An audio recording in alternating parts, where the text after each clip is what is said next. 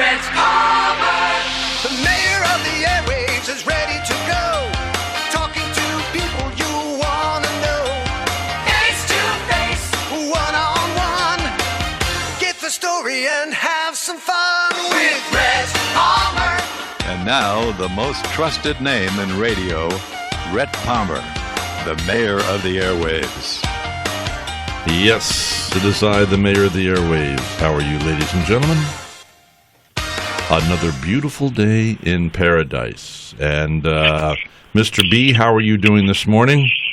Doing very well, Rhett. And how's that young man behind the glass? And what is his name? His name is Nick. Hey, Nick, come on over to the mic and say hi.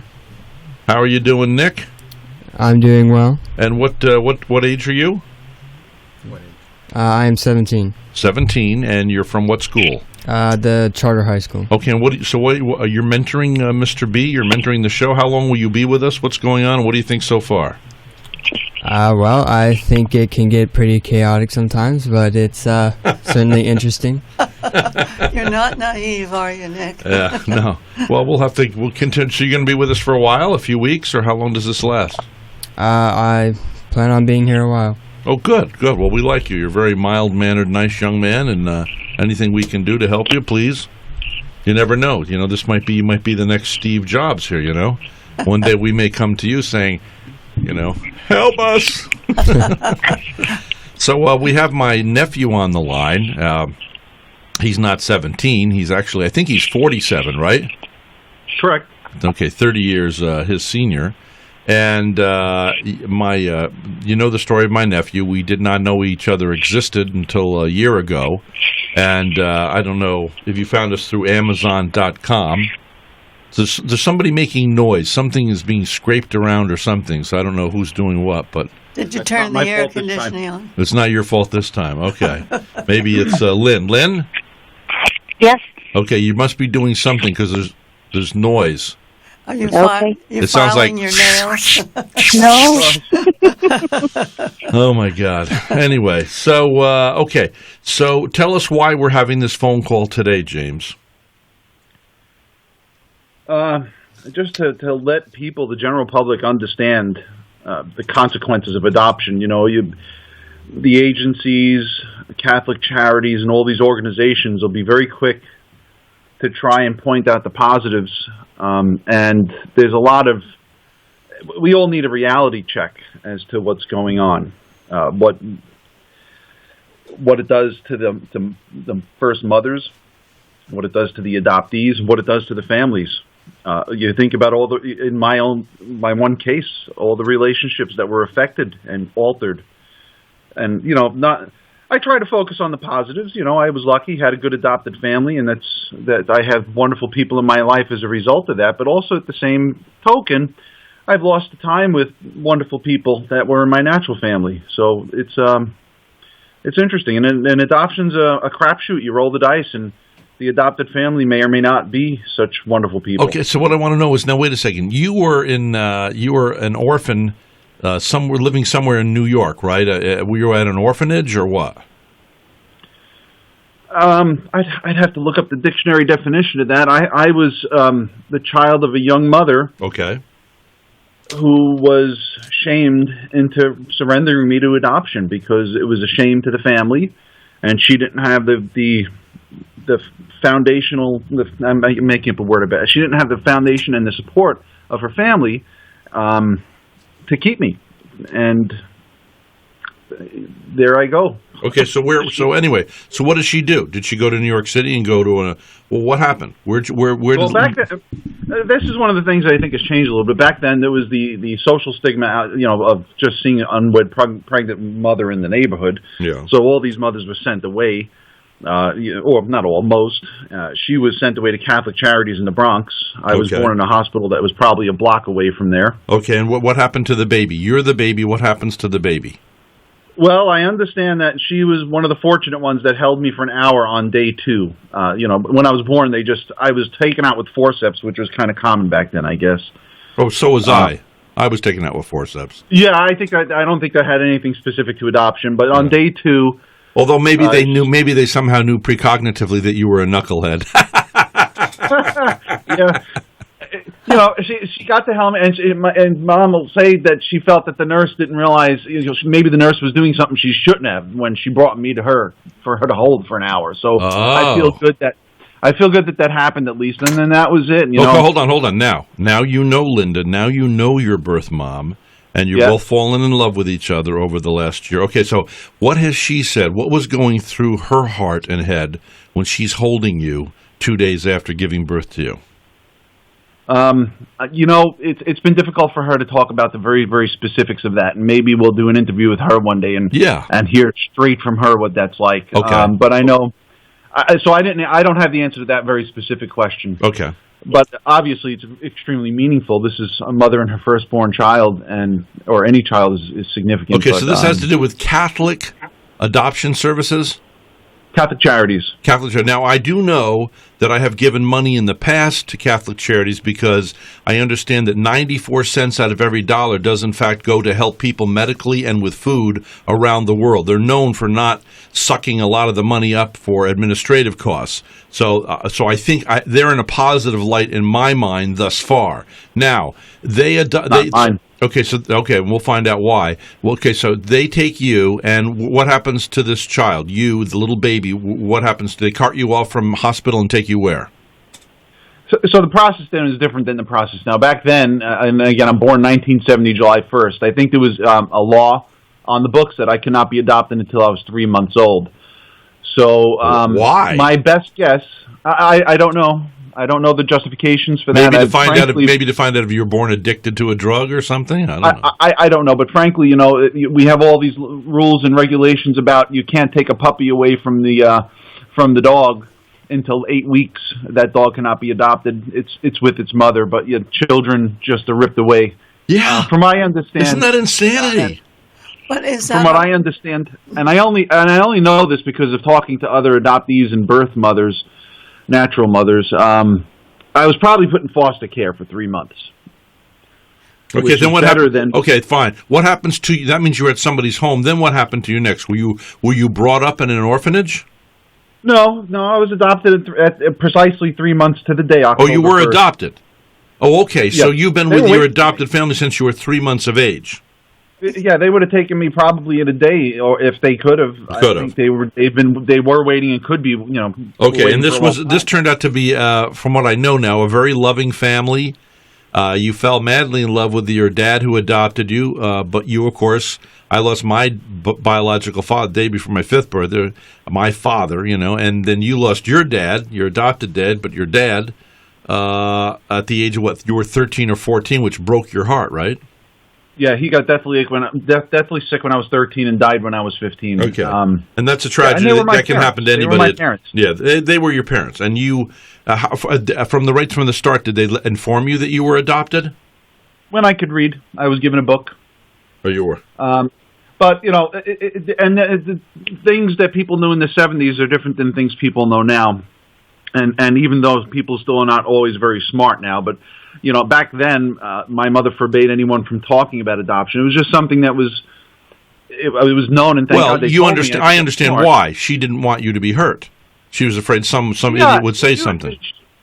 She always protected me very much so, and that's part of it. And also, adopted parents could feel threatened about the prospect of there being another family out there. Well, we don't know. We don't know what her motivation. It could have been we have no right really to judge what other people's motivations are. So she could have been doing it to protect you. She could have been doing it to protect herself. I don't know.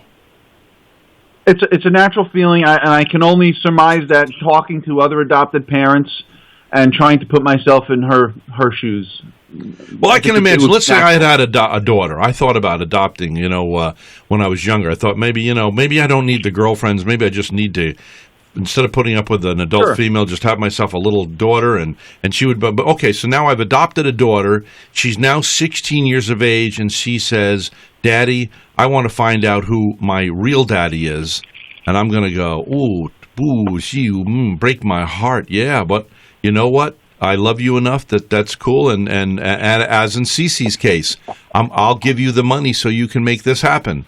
And if I've loved you the way I should have loved you, then our love should be impervious to whatever happens in the future. And we can all love more than one person, so I shouldn't be threatened by that. But I can see the natural tendency to kind of like swallow hard and go, ooh, what's going to happen here? The unknown, Absolutely. I mean, there's this whole psychological perspective of the adoptive parents that they have to first face their infertility, and then even when they have the adopted child, it's listen. You could love your adopted parents. The adopted parents could love their adopted child, and it is totally a mother-son, mother-father. Everything is good, but you can't take away the significance of DNA, and that's probably in everyone's mind at some point. Well, I tell you how I feel about Cece, your half-sister, who was also my brother's daughter, and that is when I met her dad had me down to Miami for a beautiful lunch, and I was like, I mean, I only met him the once, I want to meet him again, but for me, I have a love in my heart for this man, though a stranger, because he brought up my brother's daughter, and he loves her too, and what an honorable man, the way he's treated my niece, who is his daughter. It just, one may have a biological connection, my brother, and he has, a love connection. Both are equally valid. Everybody talks about family, blood's thicker than water, and I understand that. But you know what? You meet somebody, when you met your wife, Liz, she's not your blood. But now you two have Luke and you have Jimmy, okay? They are your blood together. So it's like, this blood thing, I mean, but it does change things. I'm psychologically or something. I don't know what that is, but so are you anti-adoption now, or are you pro-adoption, or where are you? Let me go back to the blood point real quick. It's not an absolute necessity to have a wonderful relationship with your parents. Obviously I love my adopted parents. It's just it's more natural. You have similarities to your natural family that you may not, or likely won't, with your adopted family. So it's not insignificant. And I wouldn't say I'm anti-adoption. I'm anti-adoption as it stands now. An adopted child should have access to their records at least at the age of 18, if not before. There shouldn't be this secrecy. There shouldn't be names that are changed. Yeah, I don't know why do they want to keep information. I mean, that's your information, and if you want to, that's my information. You should be able to get that information. Now, you've invited Lynn Johansson on the line today, who's also known as Renee. Renee Jelen. I don't know why the two different names. So, when I initially started out looking for support and reaching out to people and finding support, there isn't people. You don't just run into people every day on the street who understand and who can relate to the situation that I was in, which is, I've relinquished a child.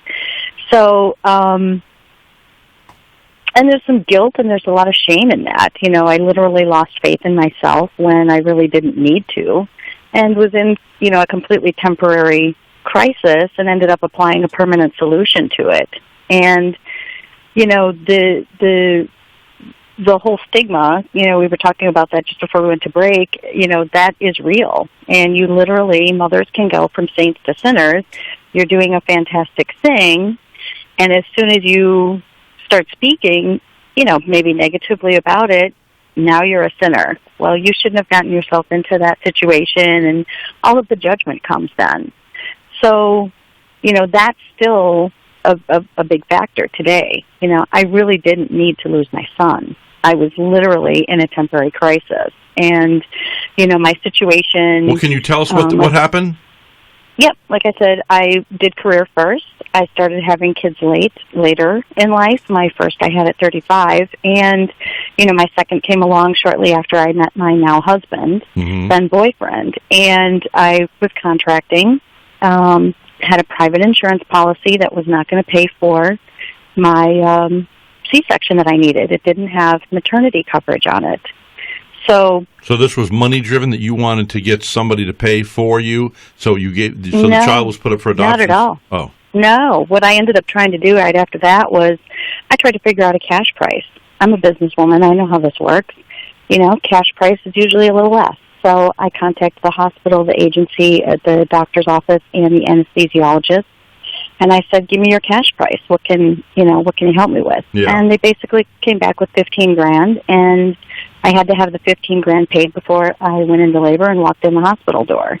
No, that's because we just went through cancer 3 years ago, and Barbara and I were down in South Florida, and she needed an MRI. And I don't know, we just didn't feel we could afford the $3,000 or whatever. And they said, well, just go down to this address 3 blocks away. You offer them $150 cash and you'll get the same MRI. And we did. Can you believe the corruption in America? Yeah. It was easier. It was better for them to get $150 cash than it was $3,000 and having to put up with the insurance companies that are raping and pillaging us because of the corruption of our politicians that are thieves, and they should all be... now maybe I can understand why Mao Tse-tung just took all those. Put them all away. Don't vote for me for dictator because somebody's going to be in trouble. But anyway. But unfortunately, I needed major surgery. This wasn't just go in and get an X-ray or, lay in a tube. Unfortunately, I needed, medical care, and which was not cheap. And I was buried in debt. I had a business that went bad. So adding another $20,000 on top of that was like, kind of the straw that broke the camel's back. And, then the aftercare for all of that. I was working a 10-hour-a-day job. I was driving an hour to and from work every day. Single parenting my older daughter already. Didn't have any help from her dad in any way. And I was across the country from my family. So I literally had, no local support. No one was here that was going to be able to help me with that. And so it was kind of the perfect storm. And now, months after my son is gone, I start learning all of these truths with sealed birth certificates and all of the things that, literally would have helped me to keep my son. One of the main ones being that at the end of the year, for whatever reason, I ended up getting a statement from the insurance policy that I had, the $10,000 deductible on, which wouldn't cover maternity insurance or my C-section, that they paid the bill in full with no patient responsibility. My $19,136.22 bill was paid in full. Now, let me tell you how that felt when I got that day. It was losing my son all over again. Which was extremely, extremely traumatic. Were you promised an open adoption? On paper, I was promised a semi-open adoption. So there are different degrees of the other... What would semi mean? So there are different degrees of adoption. This is some of the disclosure that doesn't happen with mothers today. So there's semi-open adoption, which are basically you get pictures and updates through email. But you have no actual relationship with your child. So technically, it's really not semi-open, it's semi-closed. But let me ask you this. What about, let's say I had adopted you when you were a little girl, okay? So I adopt you, and I have you for a year. Now, I have given my heart away. I have fallen in love with you as a little girl. And then all of a sudden, the natural parents come along and say, we're going to snatch this child legally out from your arms. Tough luck. Well, that's the other thing. The laws are not written so that would ever even happen. Laws are written today that has favor happened. adoption. That did happen. I know of cases where that happened. Was it? Saw it on Child TV. Protective Services? I don't know what it was. I remember seeing it on TV. Right. Beverly, did you ever see something like that on TV? No, I don't recall that. Yeah, I don't remember that. I would love to, if you have that, I would love to know. Usually, again, what we're dealing with is a specific topic. There's so many facets to adoption. There's, as you talked about a little bit with James and Kieran last week, there's international adoption, there's domestic infant adoption, there's foster care adoption. There's so many different facets to it. And what I know and what I'm living and what I'm fixing is domestic infant adoption. And that's where there are voluntary surrenders to, of natural parents to put their child up for adoption. James and Renee, you are both talking about a story that has affected your lives. James, you're in your 40s. Renee, you're in your 50s. This is still in your heart, isn't it? Oh, sure. Every day. It is in my heart every day. I hear it from my daughter. My 14-year-old says she cannot watch TV because adoption is on every single show. Really? And it breaks her heart. Absolutely. Your little So three, it's having hold on. Your 14-year-old says this. So it's Oh, yeah. having a So rippling effect. she's missing she's missing her brother. Okay, so She is. why can't you get the brother back? What's happened to the Because brother? Florida, so how the laws are written, this is a good segue into that. Many states, every state has different adoption laws. So if you cross the line to Georgia, or you cross the line to, Alabama, you cross the line to South Carolina, any of those, all of those states are completely different. So Florida, for example, has a 0 revocation period. So even, for example, when you go and refinance your house, you can take 3 days and say, you know what, I've thought about this, and this isn't the right decision for me. I'm going to rescind my paperwork. I'm going to rescind my signature. But in Florida, with an infant, if the infant is under 6 months old, once that pen leaves that paper, that baby is never going back to that family unless the family can find an attorney and pay them tens of thousands of dollars in a retainer to go and try to fight and prove that they signed under duress or fraud. Now you're saying Basically, here, I understand that. impossible to- Here, I read this. This is something that you two sent me this morning. It says 2016 helped 2 mothers in Indiana recover their infants from a single adoption agency. Hello? Mm-hmm. Hello? Yes, are you there? We're here. Hello? I've just lost all my headset and everything. Everything went dead in here. We can hear you. Hello? Hello? What happened? What happened in there? We're back on air No, now. what happened in there? I want to know so it doesn't happen again. All right. Stop pressing buttons in there. Well, we can hear you. We haven't lost you. Okay. Okay, so 2 mothers in Indiana recovered their infants from a single adoption agency when the attorney told both mothers their consent was irrevocable, when in fact they had 30 days to revoke their consent. But how can you prove something about this? Because, the spoken word is it's hard to prove. Well, here's what happens. Adoption, when a mother signs to relinquish her child, that's a contract. And the court recognizes a contract. And that's how they go to court. And that's how they terminate the parent's rights. It's called TPR for short. TPR, termination of parental rights. What happens today is that mothers, when they're giving birth, it's a traumatic experience, whether there are no complications or whether there are. It's still trauma for both the baby and the mother. And what the agencies do, and based on the laws in each of the individual states, they want that mom to sign those papers as soon as absolutely possible because they don't want that mom to bond. Well, I can understand that. But that's not the right thing to do. Well, maybe it is. So, I mean, if it's what's best for the, I don't know if it's what's best for the child. I guess it's what's best for the mother. I don't know. What. Well, it's really not. I mean, so if you go down the path of, maternal separation, and you look at what that does to the child and how the cortisol levels, go to a science level and take a look at what it actually does to the brain of an infant. Well, then you're saying that there should be no adoption. I'm saying Only in that there extreme should be cases. no. I'm saying that there should be no unnecessary adoption. Right. And my son was unnecessary. I was not in a permanent crisis that was going to last my lifetime. But here's what happened: is you made a decision to adopt, to put your child up for adoption, right? Based on misinformation. Yes, I did. What was the misinformation? I didn't know about the trauma that he would suffer by being separated from me. I didn't know that my daughter and my future children would suffer this generational. No one told you that there would be trauma. Absolutely not. Never mentioned.